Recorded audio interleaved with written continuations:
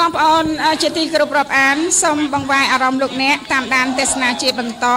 ទូកគូពិសេសចាទូកគូទី88ទៅតាមលេខរៀងចាថ្ងៃនេះបច្រាស់បដោយបន្តិចសូមបងប្អូនដែលកំពុងតែតាមដានព្យាយាមជាមួយនឹងនាងខ្ញុំព្រោះថាយើងខ្ញុំជាអ្នកធ្វើអត្ថាធិប្បាយក៏កំពុងព្យាយាមដូចគ្នាព្យាយាមហេតុម៉េចថាពិនិត្យទៅមើលលេខទូកផងចាហើយជំរាបរៀបរាប់ជូនអំពីសកម្មភាពនៃការប្រណាំងផងដើម្បីកុំឲ្យបងប្អូនប្រជាពលរដ្ឋដែលកំពុងតាមដានទេសនាហេតុអីក៏ថាប្រយ័ត្នបដោយដោយសារថាទូកនៅក្នុងទឹកហើយគណៈកម្មការយើងគាត់ព្យាយាមអស់លទ្ធភាពហើយទូកគូទី88កំពូលពេជ្រទាបាញ់សានជ័យដែលជាទូកឧបត្ថម្ភដោយឯកឧត្តមឧបនាយករដ្ឋមន្ត្រីទាបាញ់ស្ថិតនៅខ្សែទឹកខាងក្នុងមានឯកសណ្ឋានពណ៌ត្រួយចេកខ្ចីស្រស់សង្ហាទាំងល្បឿនប្រណាំងជាមួយនឹង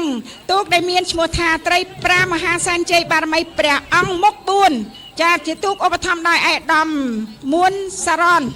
ចាញ់តិចឯកឧត្តមចាសម្រាប់មិនចាញ់តិចទេមកដាច់ទូកចាទូកដែលមានឈ្មោះថាត្រីប្រាមហាសែនជ័យបារមីព្រះអង្គរីឯទូកកំពូលពេជ្រទាបាញ់ចាសែនជ័យឧបត្ថម្ភដោយឯកឧត្តមចាឧបនាយករដ្ឋមន្ត្រីទាបាញ់ចាកាពីជើងទី1ឈ្នះម្ដងហើយបើនិយាយពីឯកសណ្ឋានវិញអស់ទាស់ពណ៌បៃតងស្រស់រំលេចដល់មួកពណ៌ក្រហមក្បូរក្បាច់រចនាទូកចាពណ៌ស្រស់ឆើតឆាយរំលេចចាសភនភាពទូកល្អមែនតែនល្អទាំងសភនភាពចាហើយក៏លឿនថែមទៀតនាំមុខទៀតហើយសម្រាប់ទូកគូពិសេសទី88បានបដូរទៅនៅខ្សែទឹកខាងក្រៅក៏នៅតែនាំមុខគឺកំពូលពេជ្រទាបាញ់សែនជ័យដែលអញ្ជើញមកពីខាងវត្តមលិចចាពីមរព្រៃវែងឧបត្ថម្ភដោយឯកឧត្តមចាឧបនាយករដ្ឋមន្ត្រីទាបាញ់ពីឯខ្សែទឹកខាងក្នុងត្រីប្រាមហាសែនជ័យបារមីព្រះអង្គមុខ4ចារបងឯកឧត្តមមួនសារ៉នហ្នឹងតាមដែរគាត់មិនមែនថាគាត់មិនខំទេគឺគាត់ចាក់យោងជីវ៉ានឹងព្រឹបឯកសណ្ឋានក៏ស្រស់ណាស់ដែរពណ៌បៃតងចាពណ៌បៃតងតែ